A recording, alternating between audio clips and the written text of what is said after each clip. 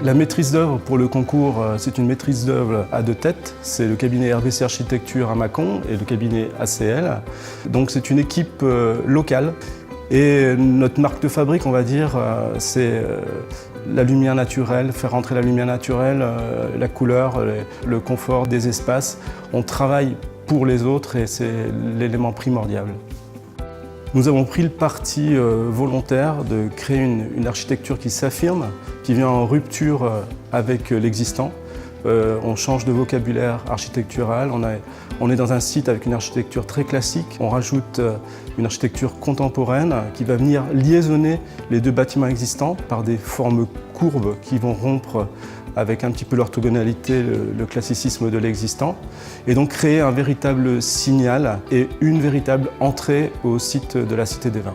Avec ce bâtiment contemporain, avec ses formes courbes, est venue tout naturellement l'image du pressoir, qui est une image très symbolique, mais on voulait une identité pour ce bâtiment, une identité forte, qui se traduit par cette forme, l'effet signal de la tour du pressoir, on va dire, qui ne vient pas écraser l'autre architecture, mais qui vient s'affirmer et créer un véritable signal urbain.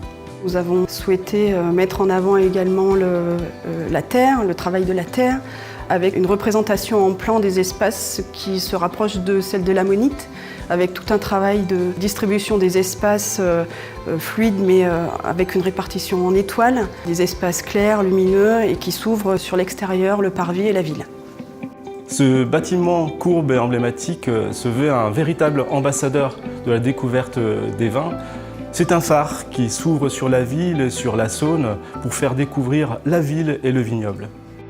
L'atelier Correia et Associés a été créé en 1998. On est installé sur Saulieu.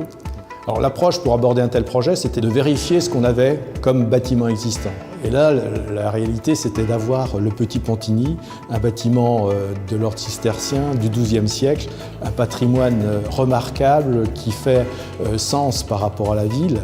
C'était faire une architecture contemporaine avec des lignes très très simples qui devaient s'inscrire complètement dans cet ensemble. C'était déjà de faire avec et pas faire contre. Les partis pris du projet, ça a d'abord été de vraiment venir mettre en valeur le patrimoine existant, le cellier du Petit Pontigny.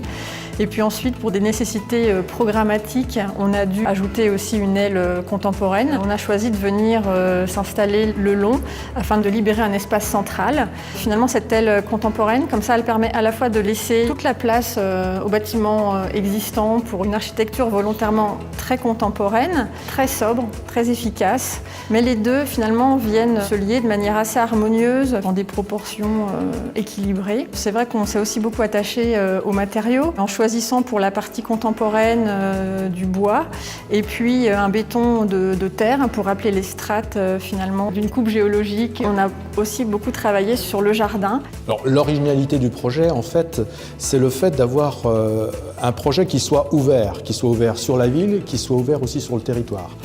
La volonté, c'était vraiment de créer un espace qui soit aussi un espace muséal, qui soit un espace qui va pouvoir raconter la vigne et le vin. Donc le visiteur pourra aussi visiter la rampe des climats, avoir des informations sur le travail de la vigne, sur le travail des hommes. Il pourra aussi avoir des informations sur le territoire, d'aller découvrir le vignoble et d'aller chez les vignerons, déguster peut-être directement chez eux le vin qu'ils ont choisi. Une synthèse du projet, c'est simplement créer une aile contemporaine qui vient s'insérer dans un bâtiment existant, un patrimoine majestueux, avec une volonté d'ouverture sur le territoire, avec une grande rampe des climats qui est en fait un jardin qui sera une invitation pour l'usager à aller découvrir les vins de Bourgogne directement chez le viticulteur de la région. Le studio Alain Rispal est une agence d'architecture et de scénographie. Alors la scénographie, c'est l'art de favoriser la rencontre entre l'homme et l'œuvre de l'homme. Et donc notre travail, c'est d'organiser l'espace de manière à ce que les visiteurs pénètrent. Une organisation qui va les aider à ressentir l'esprit du lieu, les spécificités des sujets qu'on traverse, les expériences qu'on va organiser. Dans ce cas-là, l'image, la médiation par le multimédia, l'éclairage, les mots, les signes, la signalétique, le son. Voilà. Nous sommes des chefs d'orchestre. La Bourgogne est unique. Il faut que le projet soit unique et totalement installés ici, identitaires pour cette région. Notre travail consiste à tisser une écriture scénographique qui traverse plusieurs lieux, Chablis et Mâcon, tout en gardant leur spécificité et leur identité propre, à la fois dans l'espace et dans les contenus et dans la relation à l'architecture, mais aussi l'approche humaine, parce que c'est l'humain qui est au cœur de ces projets. C'est pour les hommes et les femmes qui vont visiter ce lieu que nous pensons les espaces. Donc l'objectif c'est ça, c'est d'abord une expérience, des clés de compréhension pour mieux déguster, pour mieux ouvrir la perception après. Les climats conjuguent 3 dimensions. Le minéral, c'est le sous-sol, la géologie. Le végétal, ce sont les vignes, les cépages. Et l'humain, bien sûr. L'humain, les vignerons. Ces 3 dimensions se conjuguent avec le temps.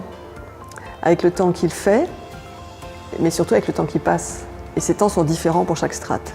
Autrement dit, le vin, c'est une affaire de temps, et toutes ces strates se retrouvent dans le verre qu'on déguste. Notre projet propose de conjuguer toutes ces strates et les rendre visibles dans une immersion dans toutes les composantes du vin.